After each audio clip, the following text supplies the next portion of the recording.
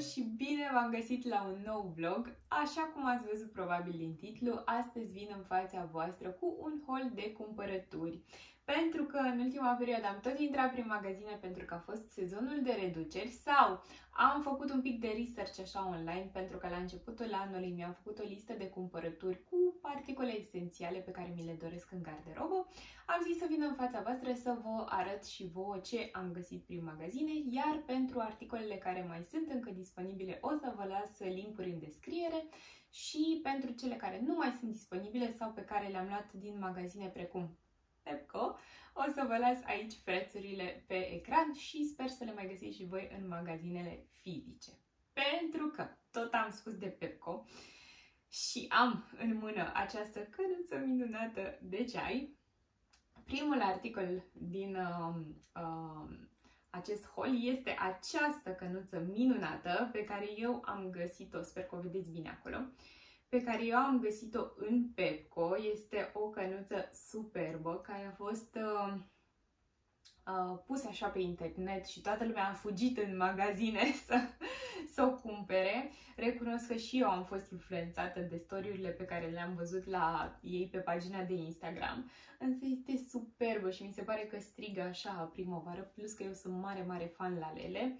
Și am realizat că în colecția mea de căni nu aveam nicio hană de primăvară, așa că a trebuit să o iau pe aceasta.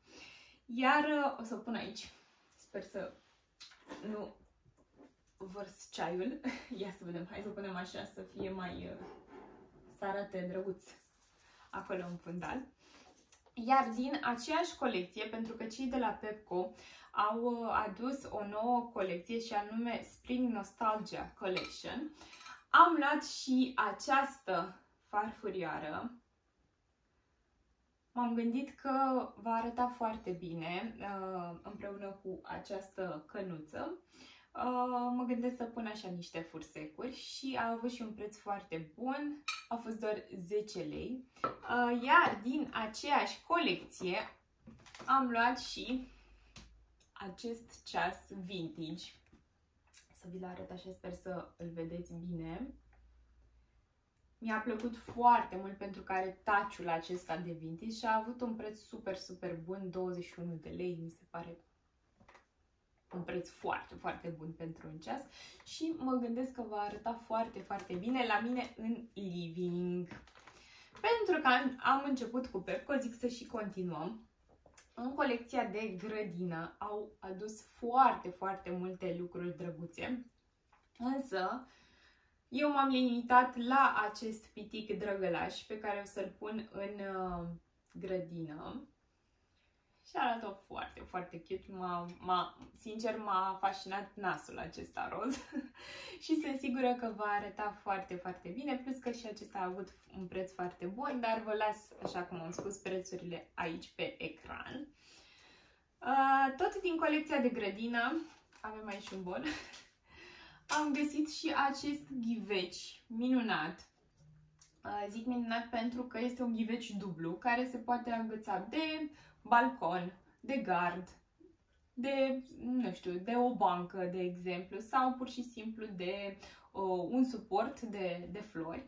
Și merge aici să plantez cel puțin două flori și arată foarte drăguț. Eu mai am vreo două cumpărate anul trecut și se văd superb. Le-am pus pe gard și arată minunat.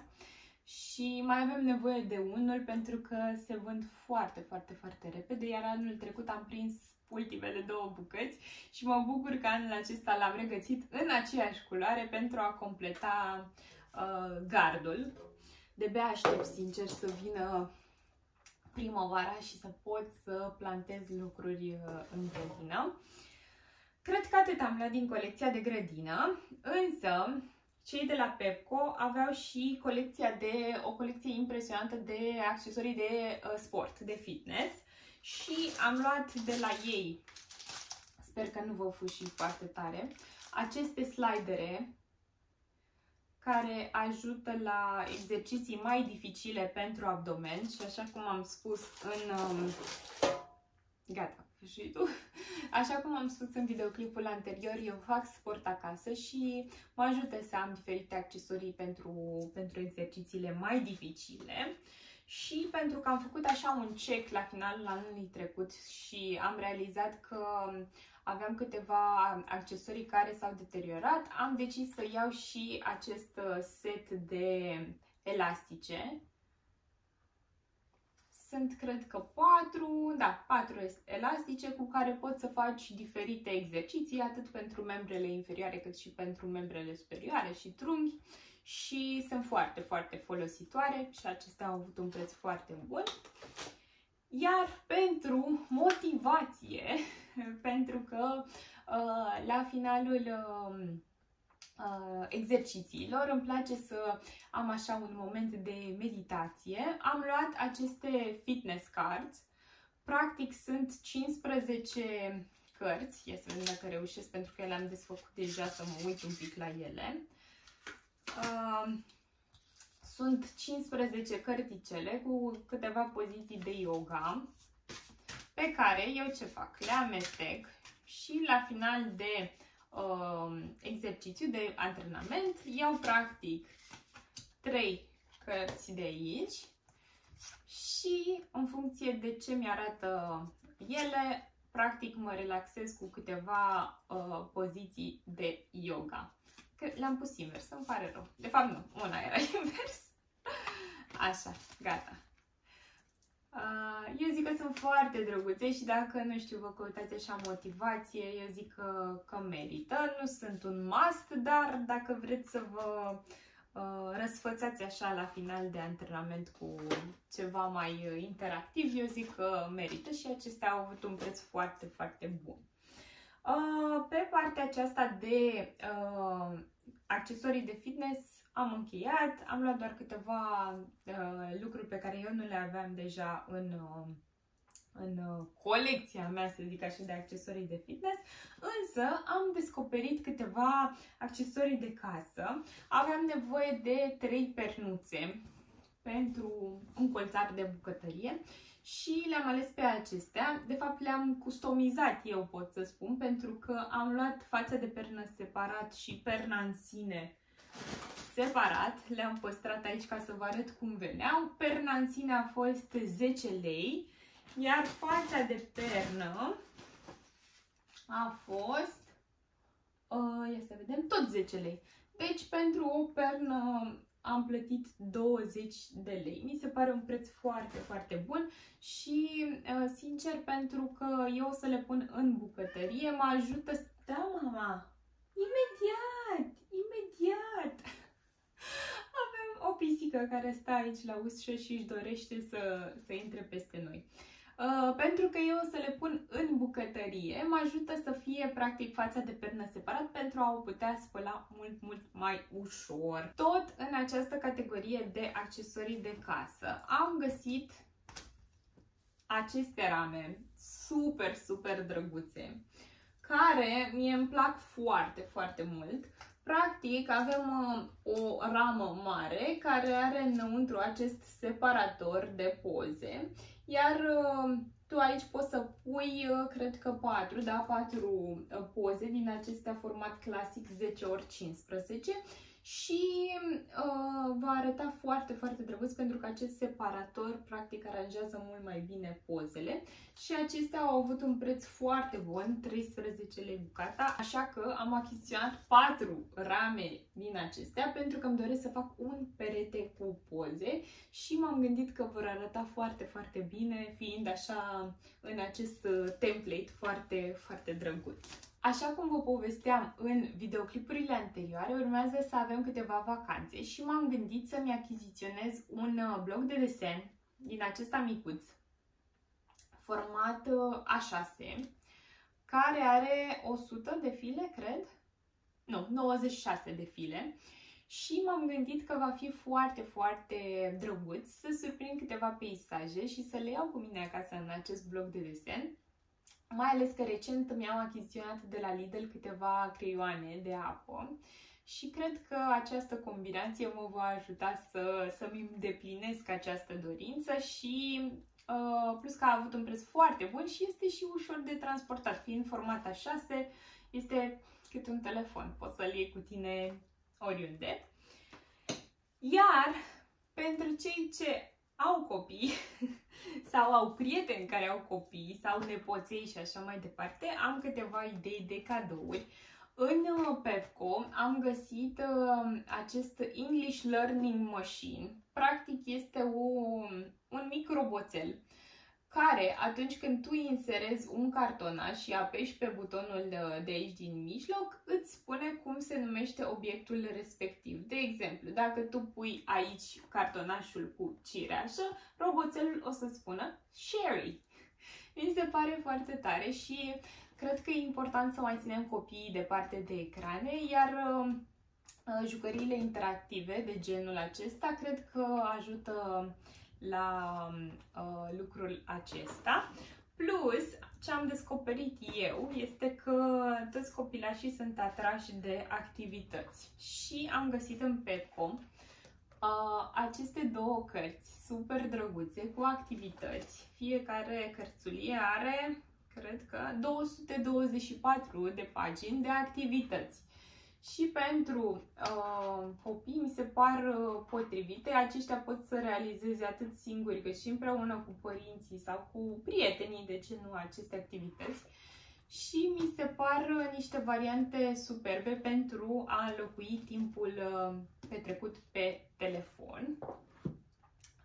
Și mai am aici încă o cărțulie de activități. Practic este o carte cu 600 de stickere și cu două planșe care se găsesc aici la final, pe care tu poți să lipești stickerele din primele pagini. Și mie mi se pare că aceste cărți chiar sunt de interes pentru copii și reușesc cu brio, aș putea spune, să-i țină departe de ecrane.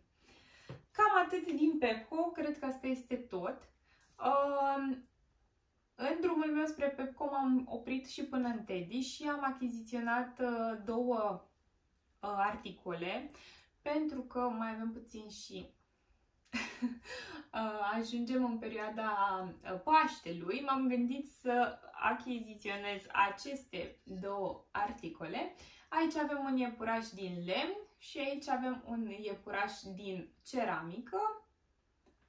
În general, eu nu-mi decorez casa de Paște, însă m-am gândit și nu am niciun accesoriu de genul, dar m-am gândit că acestea ar putea fi interesante și că nu vor ocupa foarte mult spațiu.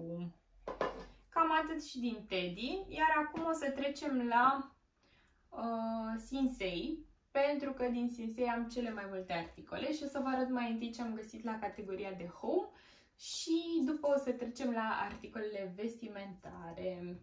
De la categoria de Home am achiziționat acest Window Cleaner pentru a mă ajuta la curățat geamurile. Practic este un fâsfâs clasic care are aici în partea de sus această cârpă care curăță foarte bine geamul după ce ajunge pe geam soluția din recipient și curăț foarte bine geamul, iar aici în spate, practic, are această bandă de cauciuc care te ajută să cureți la final geamul și cred că o să-mi fie de mare, mare ajutor. Sincer, eu urăsc să curăț geamurile.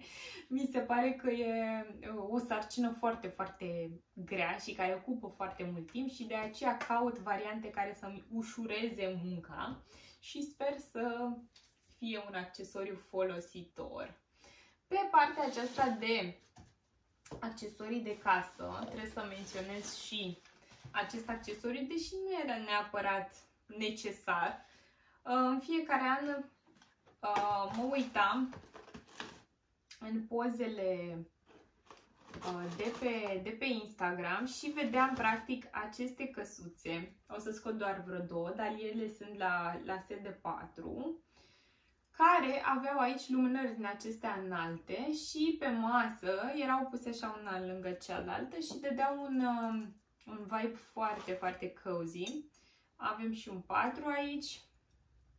Da, aici avem un 2, un 3 Și mai avem și unul. Din păcate nu pot să le țin pe toate așa, dar imaginați-vă voi că sunt 4. Și le-am luat sincer pentru anul viitor să le pun pe masa de Crăciun, pentru că mereu mi-am dorit genul acesta de căsuțe și nu prea le-am găsit pe nicăieri. Iar atunci când am intrat în Sinsei și le-am găsit și la reducere, am zis că trebuie să le cumpăr și le-am și achiziționat. În aceeași idee, din Sinsei am achiziționat și acest bol cu pisicuțe. Eu mă gândesc că o să fie potrivit pentru fursecuri. Așa cum v-am spus, încerc ca anul acesta să-mi fac cât mai multe dulciuri în casă și m-am gândit că o să pot să pun în el fursecuri. Aveam unul cu Crăciun și unul în formă de dovleac, însă mi-am dorit unul neutru pe care pot să-l folosesc în timpul anului și cred că acesta cu pisici o să fie potrivit. Tot pe partea aceasta de organizare am găsit și aceste 2 recipiente. Sunt din sticlă, au capacul acesta de bambus și m-am gândit eu că vor fi potrivite pentru făină și zahăr, de ce nu? Cred că vor arăta mult mai bine și mă vor ajuta să îmi aranjez mult mai bine aceste ingrediente. Tot pe partea aceasta de accesorii de casă o să vă arăt un accesoriu pe care eu deja l-am folosit și bine am făcut că l-am folosit, pentru că în graba mea mi-a căzut umerașul din mână, iar dacă hainele nu erau în această husă de protecție, s-ar fi murdărit și nu aș mai fi putut să le port. Este practic o husă de protecție pentru haine și chiar și-a făcut foarte bine treaba, plus că este din acest material textil care zic eu că se mulează mult mai bine pe haine. Tot din Sinsei mi-am achiziționat câteva articole vestimentare. La începutul anului mi-am făcut o listă de articole vestimentare pe care mi le doresc în garderobă sau de care chiar am nevoie și pe listă se regăsea și o pijama cu mânecă scurtă și am găsit-o pe aceasta cu Harry Potter. Mi s-a părut foarte drăguță. Este formată dintr-un tricou cropped, însă este într-o mărime mai mare și chiar o să vină lejer și nu cred că o să se vadă foarte mult că este cropped. Și o pereche de pantaloni scurți care se leagă aici sus cu un șiret, se ajustează de fapt în talie și cred că va fi o pijama foarte confortabilă. Este și din 100% bumbac, dacă nu mă înșel. Ia să vedem. Parcă m-am uitat și era din bumbac, însă da, 100% bumbac.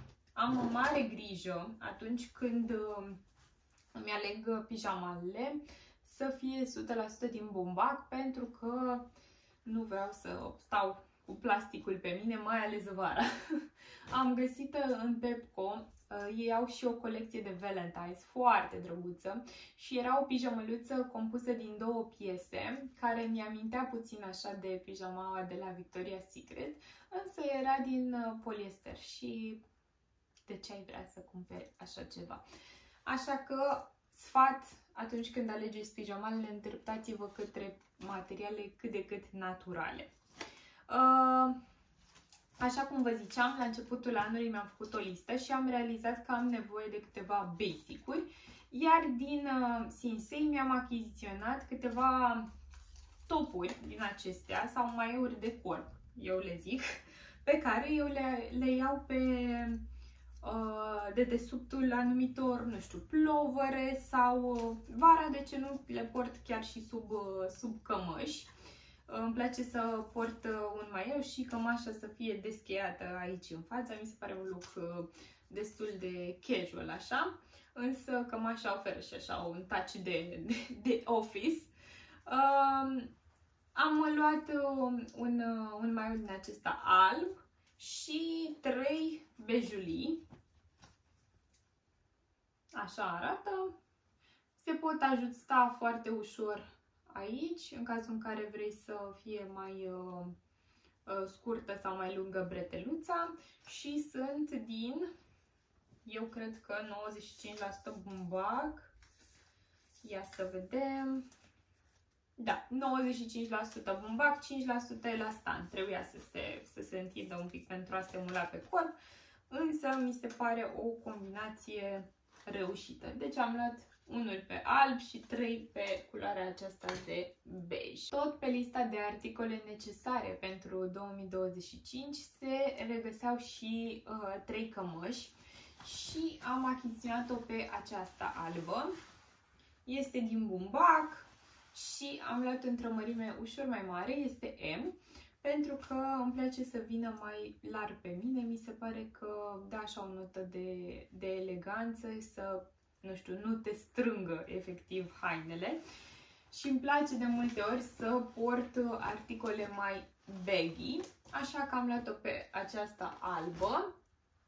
Am luat-o și pe aceasta albastră, cu dungi albe, care este tot așa destul de elegantă, zic eu, însă ea poate fi purtată și cu o pereche de jeans și un maieu alb pe dedesubt, de ce nu?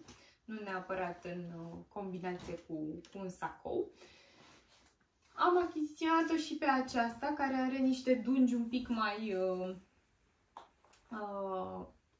mai înguste, să zic așa, și are o tentă așa mai casual. Asta chiar poate fi purtată cu un t-shirt alb pe dedesubt și cu o pereche de jeans. Și are și aici acest logo foarte, foarte drăguț. Și ea tot la fel este din bumbac și cred că va fi foarte, foarte purtată.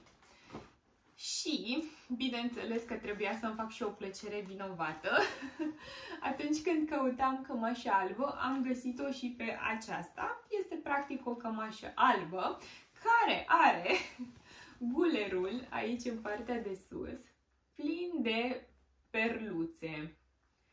Am spus că trebuie neapărat să o achiziționez și pe aceasta, pentru că mi-a plăcut foarte, foarte mult și mi se pare că o să se vadă foarte bine pe sub plovere. Adică dacă o să o porți pe sub un plover cum l-am eu astăzi pe acesta pe mine, cred că o să se vadă foarte bine perluțele aici la gât și n-am putut să mă abțin, sincer, așa că am achiziționat-o și pe aceasta. Asta pot să spun că a fost o cumpărătură de impuls care nu era pe listă, dar sunt sigură că va fi purtată. Tot din Sinsei am realizat că nu am nicio maletă cu dungi. Și am achiziționat-o pe aceasta. Este o maletă clasică și ia să ne uităm și la materiale. Cred și sper că și aceasta este din bumbac. Ia să vedem, da, 100% bumbac. Deci chiar cred că va fi purtată în această primăvară foarte, foarte, foarte mult. Ultimul articol vestimentar din Sinsei este această pereche de jeans. Este o pereche de jeans wide leg cu talie înaltă și mi se pare că este o pereche potrivită pentru persoanele care își doresc picioarele mai lungi. Eu, de exemplu, port acest tip de jeans cu niște botine cu toc și mi se pare că piciorul pare mult mai lung și că silueta practic capătă așa o altă formă. Deci chiar îi recomand, mie îmi vin foarte, foarte bine și cred că vin bine de fapt pe orice tip de siluetă. Cam atât din Sinsei. Acum din H&M am luat acest plover pentru că am realizat că eu nu am niciun plover gri închis în garderobă și chiar îmi doream un plover gri. Așa că l-am achiziționat pe acesta, tot la fel într-o mărime mai mare, în mărimea M, pentru că mi se pare interesant acest look mai baggy, însă țineți cont de faptul că la H&M M-ul mie mi se pare puțin mai mare decât M-ul normal. De exemplu, mi-am luat o pereche de pantaloni, mărimea M, și au fost foarte mari, adică mie mi se păreau cel puțin un L sau chiar aproape un XL. Deci dacă vreți să vă achiziționați articole online, fiți atenți la măsurătorile din descriere, pentru că M-ul, de exemplu, mie mi se pare mult mai mare decât un M normal. Iar din Reserved am achiziționat un singur articol și anume această pereche minunată de balerini. Sunt niște balerini din piele, mărimea 39, care au această baretuță și feronerie argintie și sunt minunați pe piciorul meu, pentru că eu am niște picioare foarte, foarte pretențioase și am nevoie de încălțăminte potrivită și ușoară. Iar aceștia aici, în partea din spate, au călcâiuri, practic, foarte, foarte moale și la fel și talpa este semi-flexibilă aici în partea din față și mă ajută, practic, să merg confortabil, plus că pe partea aici, pe partea interioară, branțul acesta interior este super confortabil și moale și au avut un preț foarte, foarte bun. Eu, sincer, văzusem acest model la Anacori, însă modelul de la ei era cu vreo 250 de lei mai scump, iar atunci când i-am văzut pe aceștia pe site, fiind și din piele naturală, am zis, măi, hai mai întâi să încerc pe aceștia, să văd dacă merită să dau banii pe cei de la Anacori și sunt sigură că am făcut o alegere bună, pentru că par super calitativ și sunt sigură că nu o să am probleme aici la spate să-mi provoace diferite bătături. Cam atât pentru astăzi, dragilor. Mă bucur că ați fost alături de mine până la final. Spuneți-mi ce v-ați găsit voi prin magazine în acest sezon de reduceri. Spuneți-mi dacă v-ați găsit și voi cana din Pepco sau ce alte articole ați găsit prin magazine în ultima perioadă. Noi ne vedem data viitoare cu un nou vlog. Până atunci vă urez o săptămână minunată. V-am pupat!